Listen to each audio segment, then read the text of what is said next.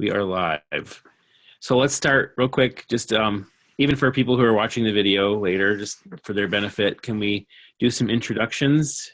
Because I know all of you, but I don't know that you know each other. So, Aaron, why don't you go first? Tell us who you are and what your connection to GPS is. Okay, cool. So I'm Aaron. I'm here in Cleveland, Ohio. It's super cold. It's a bunch of snow. So not fun, but hey, it is what it is. So yeah, my connection with GPs is that in 2014, I went to China with Julie, with John, and with another great group of students. And I also did the Jamaica Jump Team project as well in 2013. So I've been on a couple projects with InterVarsity. Now I volunteer mostly at conferences like the Harvest Conference in Ohio and the Black Campus Ministry Conference in Michigan. So that's my InterVarsity. I was a student in undergrad and was involved in InterVarsity a lot. So just kind of still rolling with it. Nice to meet you all. Thanks, Aaron. Glad to have you on board for this. Another volunteer opportunity for you. Yeah. How about you, Rachel? You want to go next? Yeah, my name is Rachel. I'm on staff in Southeast Michigan. I've been on one GP before to Bolivia in South America, right as I was graduating and coming on staff my first year that summer. So I super loved it. This is my first time doing the Eastern Asia Global Project. So I'm excited. I'm bringing two students from U of M Dearborn, where I'm on staff. One of the schools I'm on staff with, but yeah, this is my third year on staff, I think. Super love working with commuter students. I feel like it's really exciting I was a commuter student, so having been one and working with commuter students, I think it's fun. Sometimes it's even like a bigger jump for them because they haven't like gone away to college or anything, so leaving the country is like a huge step for them, but I think just super cool, like developmentally, and for them to just see a bigger picture of what God's doing in the world. So I'm excited to go again on a global project, to go to a country I haven't been to before, and to bring a couple of my students. And your husband's joining us as well. For Yes. 4 weeks of it, I think. Yes. My husband's coming for 4 of the 6 weeks. So he's never been to China either. He's been to Japan 3 times for work, but never done anything traveling for ministry. So we're excited to have him. Cool. Rachel is also an administrator for part-time, right? Yes, part-time. Really even read high and dry this summer with both of us. Yeah. I'm Good luck, Project Flourish. Right. Well, thanks, Rachel. Tell us about yourself, Paul. Yes, hello, I'm Paul. Again, sorry that I'm like wandering around and doing other things, but watching some little ones while we meet. My name is Paul Sealing. I live here in Worcester, Ohio, not too far from John and Julie.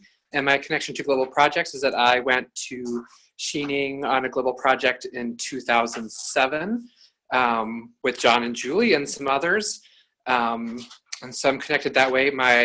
My wife also went on that same GP. That's where we met, and I fell in love, and she came along later and fell in love with me too. So Global Projects hold a special place in our heart because that's where we met back in 2007.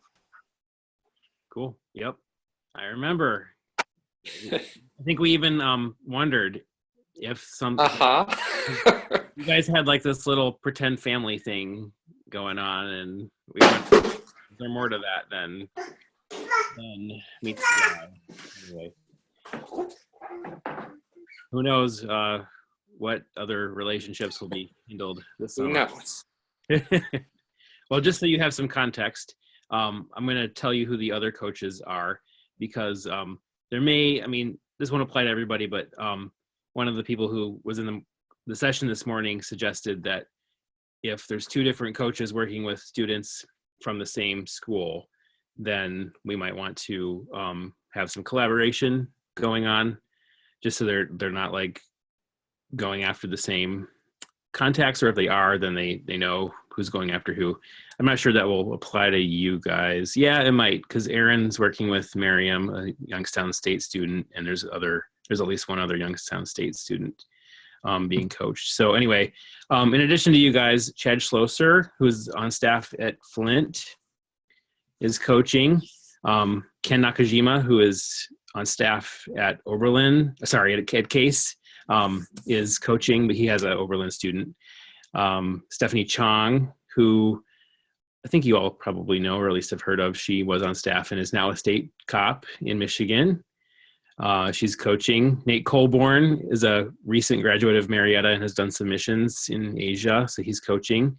Lauren Greenberg, the staff at Worcester, is going to be coaching. And then Julie and I are going to be each taking a couple students as well. So yeah, that's kind of who's doing this. So I'm thankful to have you three here on board with us. I want to just explain a little bit of the system, and then we'll get down into the nitty-gritty of it. This is a new effort-based system that takes the focus a little bit off, the dollars to be raised, and instead encourages the students to work towards accruing points for fundraising activities. It was tested in a pilot program last year. It was developed by the Global Projects Office, first of all, and then tested with students last year and deemed successful. Like, everyone who attained their 600 points ended up being fully funded. So we don't know if that's going to repeat again this year, but we have every reason based on their evidence to think it might. So we're going to try it and see what happens. Not only does the system take some focus off the dollar amounts to be raised, it also emphasizes the team fundraising component. So the students don't know this yet, but not everyone on the team is going to raise the full 4,300. Some students will raise more than that, and some are going to raise less than that. And that's because students' networks of potential donors varies so greatly. You have some students who come from a family of mission-minded, church-going people with financial means, and those students send out 25 letters and boom, they're funded. And if you have other students who might be the only believer in their family, or who might attend a small church in rural West Virginia or in inner city Flint or something, and the church itself is just trying to survive, and these students send out 75 letters and wind up with just maybe a couple $1,000s. So this team-based fundraising emphasis is going to level the playing field a bit by intentionally allowing some students to raise less than the full cost of the trip, while other students will raise more. Here's where it gets tricky, though. Since we began recruiting for the GP, all of our promotional materials and the GP website has listed the cost of the trip as $4,300. So to tell some of our students, we've looked at the networks that you're capable of tapping into, and you're going to have to raise $6,000. That would actually feel like a bait and switch to those students if we approached it that way.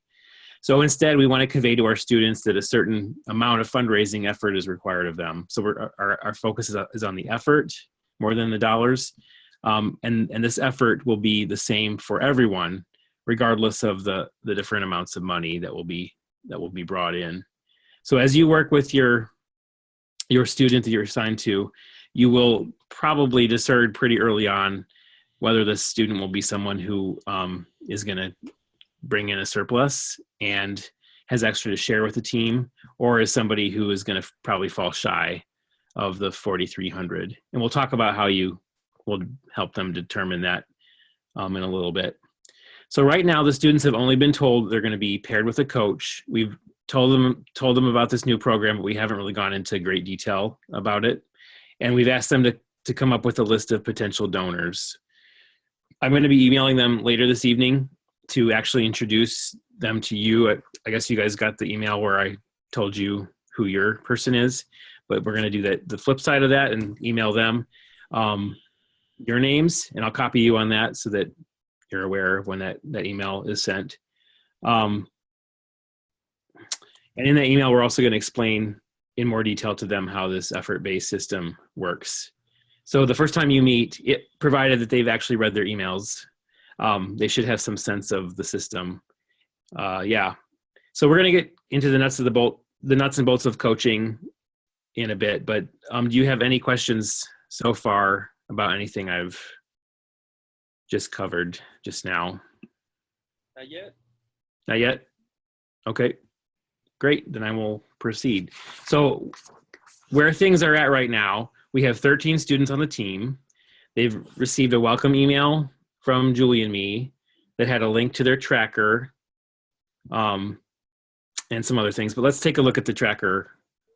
And again, I sent this to you. I don't know if you've had a chance to look at it. It's not a big deal if you haven't. Let me figure out how to share a screen here. I've done this before. It is not that hard. And voila. We're going to look at, can you all see that? Yeah. Okay, we're going to look at Amber Schultz's tracker. This first page, this first sheet, I guess, in the tracker is called the dashboard. And it kind of tells you a lot of things just at a glance. A couple boxes on here will remain the same, like her name won't change, obviously. These boxes here, the total points earned, financial goal, amount pledged, amount given, those fields will change as she gets going, as will the total team points earned down here.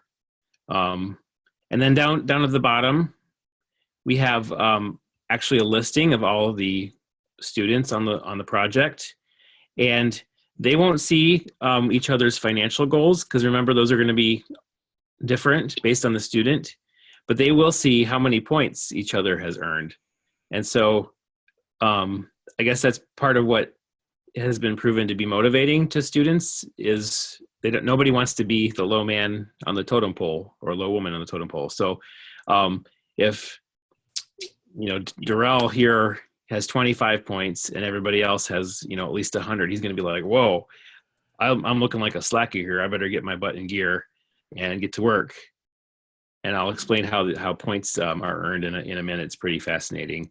So this next tab here is the setup tab, and that's just, you won't have much to do with that, except when you decide, when you and your student discern the amount that they are to raise, you're going to enter it in B7 here. Actually, you only have commenting capability with these trackers. They'll have to actually enter it because they have editing capability. But you can kind of make sure that happens. But this is just this sheet is just some basic information that we need from them, like their passport number and some emergency contact information. So you won't have to do much with that. The third tab here, contacts, is where the students have been asked to list 75 contacts along with an estimate of what each contact will give. So you can see that Amber's done that. Well, she got to number 67, I think. So she's got a few more to go, but she's in a good place. We, are hoping that our students will be at least to this place when you get going with coaching them. And she is pretty much. So again, she's listed the contact names. She's picked from this drop-down menu here how she knows them, whether they're from a friend or from church or family. And then she's plugged in some estimates of what she thinks these people are capable of giving or what a likely gift is. Later on, a little further down the line, she'll fill in K, L, M, and N, these columns here. For what commitment did they make? That's kind of the answer that the person gives her. Whether they say, I can't afford to give you a gift right now, but I will pray for you, then she put prayer partnership only. Financial partnership only, prayer and financial partnership. And then the amount of the pledge would go here. And then once they actually see that the gifts have been given, there's a weekly email that comes out and is emailed to the students. Amber would type the actual gift amount into this thing here, and that's going to populate to her dashboard. Actually, pledge will, and the actual gift will populate to her dashboard. And then for tasks completed, I actually went ahead and entered this, even though it's fake. Let's say that Mario and Maria Biscayo, that's a great couple name, Mario and Maria, that she sent a snail letter and postcard to them. That's worth 3 points. I'll show you the different options in this drop-down menu here. Some things obviously are worth more than others, and they should be. So a face-to-face meeting is worth 10 points. So if she does that, then she would select on that, and her point total would be 10 points. I'm not sure what, there it goes. Okay, it's reflected over here in points earned. Let's say that Jack and Annette Migliori, she knows a lot of Italians, that she did a video call with them. So she enters that. She puts the date in as 3/19/17, and she gets 7 points for that. They can enter the same contact numerous times with each different fundraising task that they complete. So if she also did a letter, an initial announcement letter to Mario and Maria, she'd get 3 points for that, as well as the face-to-face interview. There's one on here. Most of these are probably self-explanatory. Phone message, phone call, video call. That's like what we're doing. Attending a vision event would be like if the donor, the prospect, attended like a banquet or a dessert or a fundraising dinner. For each distinct couple or individual in attendance, she gets 5 points for that. So students, again, are working to earn 600 points. Yeah, and you can see how they accumulate through here. This list goes on and on. So again, it won't be uncommon for each donor to be listed several times as the person goes from like the initial letter or email to a follow-up call. That's worth 3 points. To a thank you after the gift posts, that's worth 5 points. Any questions about this so far? Anything you're seeing? I have a question. So the student themselves is entering in which tasks they've completed? Yes. Okay. You're not even going to touch this document. You're just kind of monitor. You just see it to monitor it. Okay. Yep. And then Great. the tasks they enter on this rightmost sheet, the task completed sheet, it actually populates to column N of the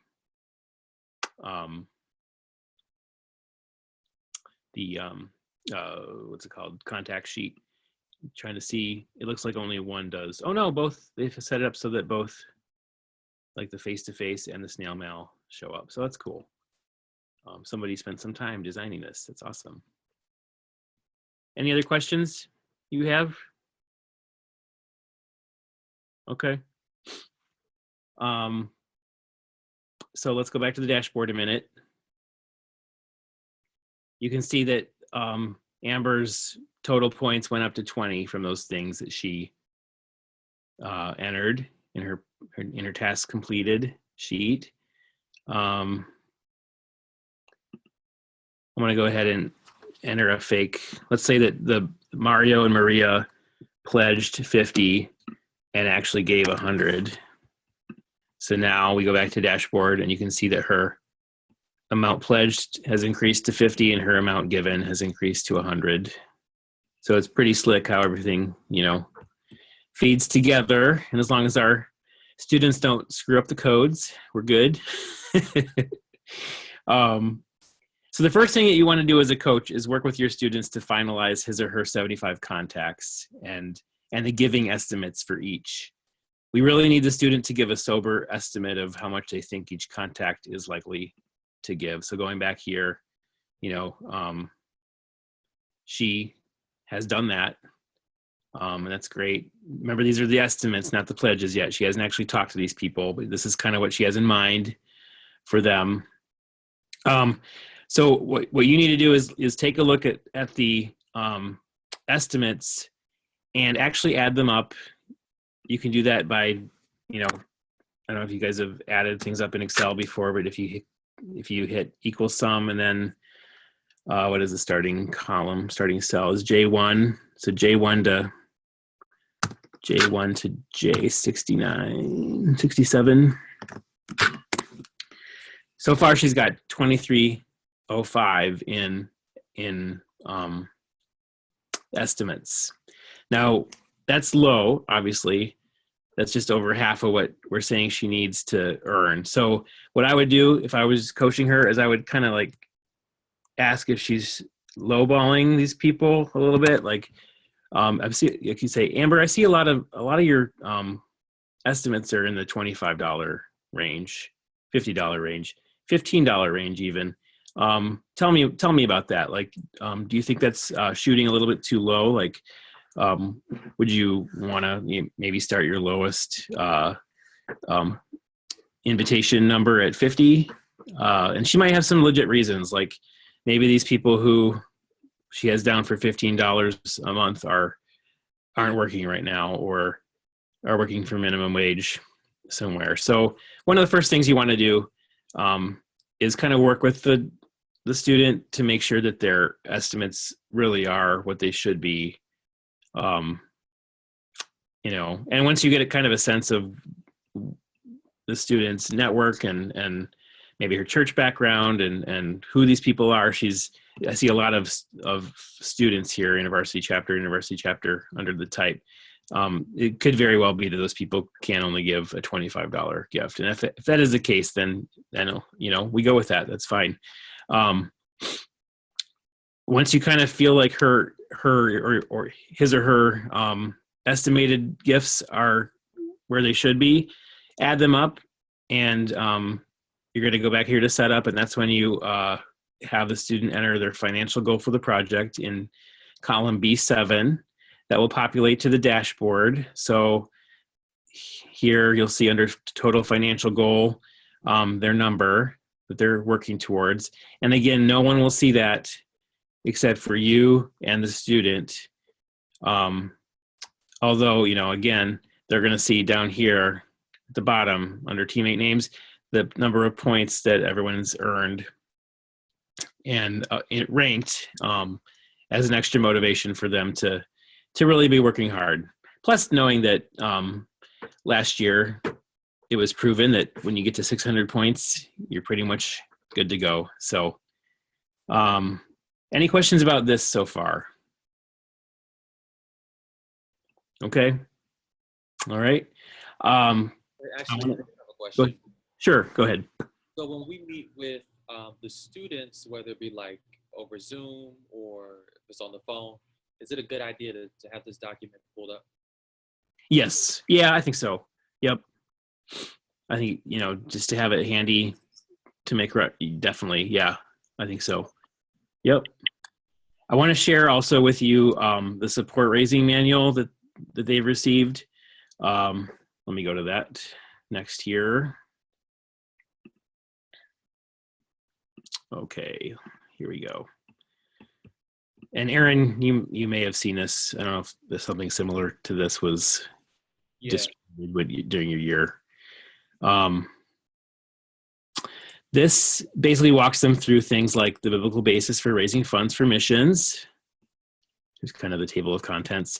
How to come up with a list of prospective donors, how to write a support letter, how to do good follow-up with their prospects. There's an index in the back that has sample letters to different groups, sample emails, sample Facebook communication even.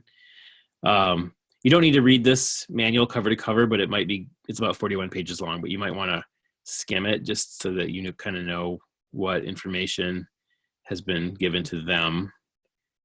And if a question comes up and and an answer is in here, it'll be handy for you to be able to direct them to the manual. I want to go to page, go to page 26 in this manual because there's something handy there.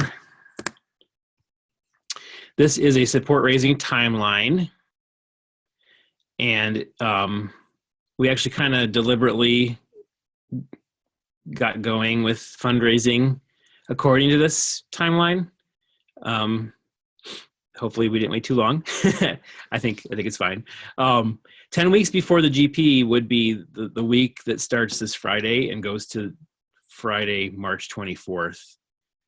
That is like week 1 of 10 leading up to the GP. So in that respect, we're in a very good place because the things that are listed here for action items, your students hopefully are already doing. So taking inventory of potential supporters and gathering their contact information, identifying one or more prayer partners and meeting regularly with those prayer partners, and then composing and sending out a letter, postcard, or email.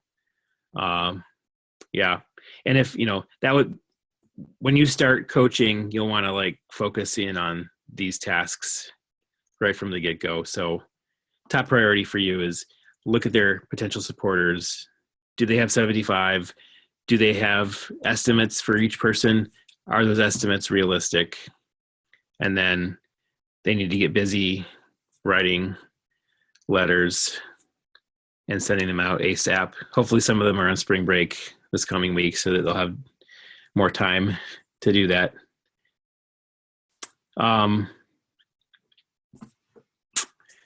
Looking at my notes here. So as a coach, your goal is to remind the student of his or her end goal, help the student address challenges, and provide him or her with accountability and encouragement. Please know that we're not handing you a student and saying, here you go, help so-and-so get funded. And when you're through, we'll handle the rest. Nope, Julie and I are going to be monitoring things right along with you, and we'll be more than happy to help and intervene whenever necessary. So if you ever have any questions, if you feel stuck, if your student's not doing what they're supposed to be doing and you don't know how to move them forward, please email us, call us, whatever. We're more than happy to help. You're basically honing in and giving consistent, personalized attention to the student that we as directors don't have the capacity to do kind of routinely, although we will step in if we need to and intervene. We'd love it if you would check in with your student at least once every 2 weeks between now and the start of the GP on May 26th. You might need to do some back and forth emailing in addition to like a phone call or a face-to-face Zoom or Skype call initially till things kind of get going. But your main emphasis will be just to help them stay on track. And again, refer to that chart in the handbook that talks through where the student should be during each of the 10 weeks. I should explain one other thing about, or refer to something else in that chart. So let me go back to that in a second here. So not all of the contacts are going to be handled the same way. You have that list of 75 contacts, and some of them are going to get a letter, and that's the first step. Probably most of them you want the student to send a letter to, but there's certain categories of people that maybe the student wants to approach a different way, like students in their chapter. They probably wouldn't send a letter to. They probably would like just do like a casual invitation to a presentation that they're going to be doing maybe after large group some night, or like if it's a small group Bible study, maybe the presentation would take place more informally during that small group time. So you can kind of work with your student and gauge, okay, these are the people that need letters.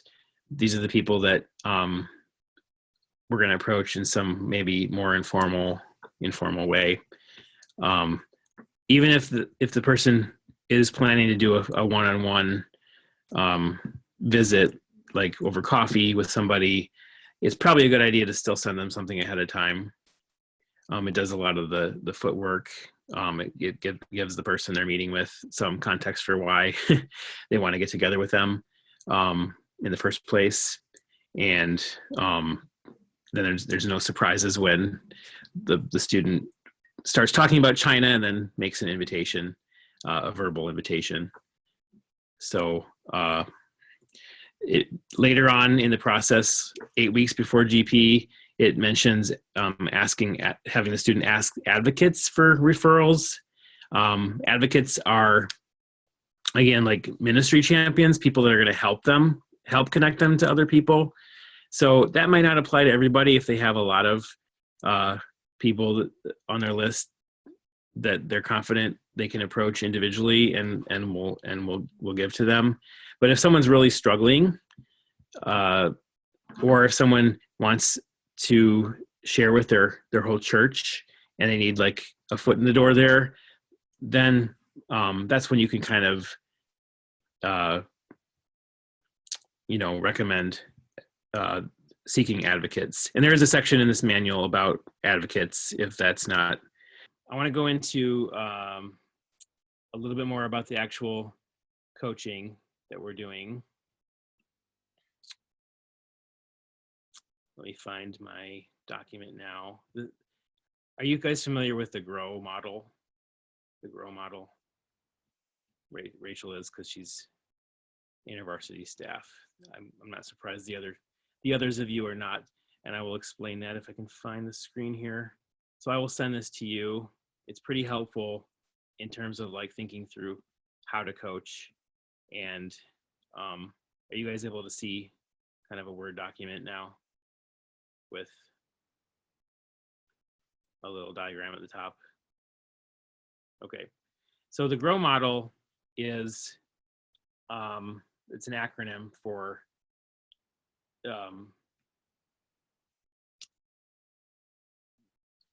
coaching. Basically, this diagram here happens to be applied to fundraising, MPD, fancy word for fundraising, ministry partnership development. So we use the GROW model all the time in InterVarsity in supervisee relationships. This is related specifically to the fundraising. So the G of GROW stands for goal. So this is where you would talk about the ultimate goal, which for the team is basically to get everyone to China, or more individually, you might focus on the points piece, that your student has to earn 600 points. I will say that there is one aspect of the fundraising that is a more individualistic goal, and that is that the students have to have enough pledges by mid-April to cover the cost of their plane ticket, and we'll be telling them that, and that's about $1,200. And basically, we're not going to kick out anybody off the team who hasn't raised that, but we would kick someone off who hasn't shown any effort whatsoever. Like if it gets to be early April and it's time to book tickets and they've not even like filled out their contacts completely, and they've shown no emphasis or no effort toward contacting people. Like, we're not expecting this to happen, but we're just saying that that's the extreme it would take before we'd ask someone not to attend, and that would be with numerous attempts at coaching them from not only you but from us as well. So, but we will be telling them that that by early April, mid-April, April 10th, I think, they need to have at least $1,200 of pledges in order to go on the GP. So that's kind of the goal section for coaching. R stands for examining the current reality. What's the student's starting point? What's the gap between their goal and where they are today? What barriers exist? You'll look at their 75 contacts this first week. They might only have 45 people listed, and they'll say, I've thought of everybody that I know and I can't think of anybody else. So then you would help them think through who their other networks might be. We have some resources available if they get stuck, like network mapping and name storming, that we'd be happy to provide for you. Or maybe you look at their contacts and you see that they've listed, as we talked about before, they've listed $25 for 80% of their list. And so here's where you might challenge them to aim a bit higher with some of their prospects. And then the O stands for exploring the options. And this and the W are where you'll spend the majority of your attention in your coaching. The options and the obstacles are kind of the nuts and bolts of fundraising. You might help students articulate a plan for the week of what fundraising activities he or she will do each day, if that helps them to break it down by day. You might proofread a student's letter or email and give feedback. If the student is failing to update their contacts with the commitments that have been made, you can help them remember to do that. So it's all very practical stuff. I wouldn't pay too much attention to the sheet where it says who needs to move from giver to advocate to investor. That's sort of like mainstream university staff stuff, doesn't really relate to this right here. So, and then finally the W, the will and the way forward. This is tending to the emotional, spiritual, and relational challenges that crop up. Your student might get that 1 out of every 100 calls where the person's like, nope, I'm not interested, take me off your list. And then that student might be scared to make any further calls. Or he or she might have a sense of shame related to asking for money, seeing it as a sales call instead of inviting friends and family into doing God's work in the world. So, this might be helpful just to kind of give you some structure for your coaching. And again, you want to pay attention to that timeline in the other document. 10 weeks will go pretty fast, but I think if, as long as people aren't still working on sending out their letters in late April, then we're probably doing okay. When I coach, I usually start by reviewing what the person got done during the past 2 weeks. And I talk about any challenges or barriers to forward movement that they're experiencing. And we keep, if they're stuck, I keep talking the situation through until someone, either me or the student or the Holy Spirit, comes up with a way forward. And sometimes we do listening prayer together. We just maybe spend some time in silence, kind of hearing God, or like having him bring like a next step to mind. And we've actually seen that work really well, like on a number of occasions, at least with my staff coaches that I work with. And then we come up with a plan of what the person will work on between now and when we meet next. So listening is key. Praying for the student is hugely important. It would be helpful if you guys could report back to us, like in an email, kind of how the student's doing after you meet with them every couple of weeks. That would just be wonderful. But again, feel free to contact Julie or me as often as you need to in between, with any questions you have or any hangups that you or your student are running into.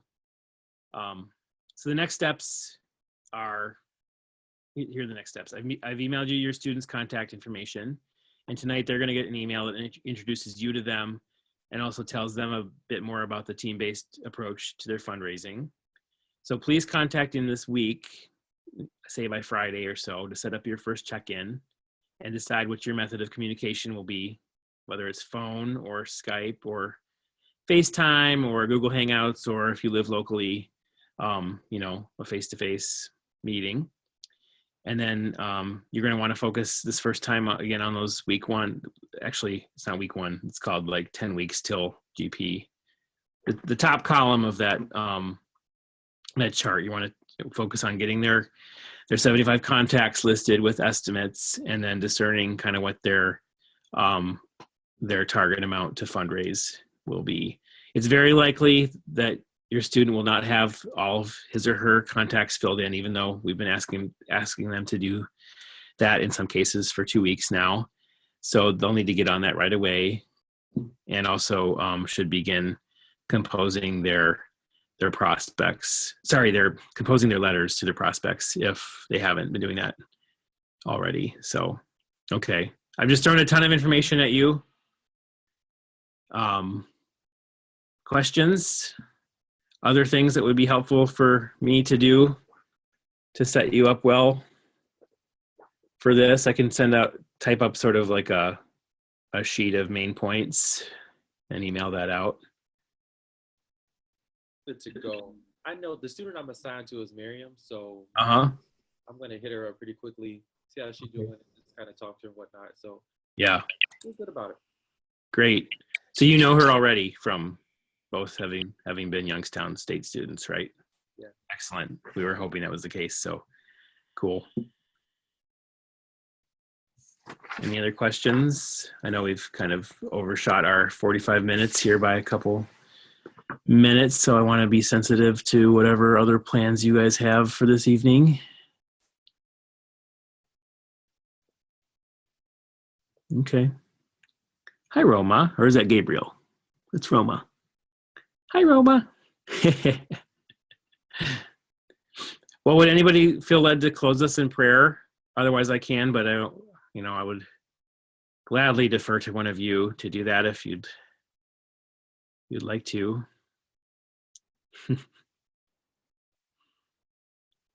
Okay, I can. Oh, I can if you want, John. All right. Yeah, Heavenly Father, we are just super grateful for these 13 students that you have been working in, and just the ways we know they're going to experience you more deeply this summer. We're grateful for the ways you're going to use them to impact the lives of so many people. And yeah, just the people who belong to you that that don't even know you yet, Father. So we're grateful already just knowing that you're going to use this team in ways that we can't even imagine. So would you just bless us as coaches to, in these next, 10 weeks or so, to just really get to know these students well, to invest deeply in them, to, be able to have the courage sometimes to challenge them or push them or ask them to do things that are difficult and that they don't want to do, or that are new and maybe hard for them, God. But would you just help us as coaches to point them towards the goals, point them towards you and what we know you want to do for them. And we're just excited to see the fruit of this and the partnership that comes for this trip, but even just for years to come too, God, in whatever ways these students will continue to minister and to partner with what you're doing, the ways that this fundraising effort they're doing now and even the prayer partners they're gaining could impact them in their ministries for years to come. So thank you, Lord. We love you, and we just offer this all to you in Jesus' name. Amen. Amen. Thanks, Rachel. Again, for serving our students in that way. Really, really appreciate it. And how exciting you get to be part of something new that time will tell whether it works and whether everybody feels good about it when we're done. So, cool. Thanks, guys. I'll let you go, but I really appreciate your willingness to participate in this training. All right, John, it was good to see you virtually. What's that? I said it was good to see you virtually. Oh, yes. Thank you. All right, take care, y'all. Okay. Bye. Yeah. Bye. Say bye-bye, Roma. Bye, Roma. Bye-bye.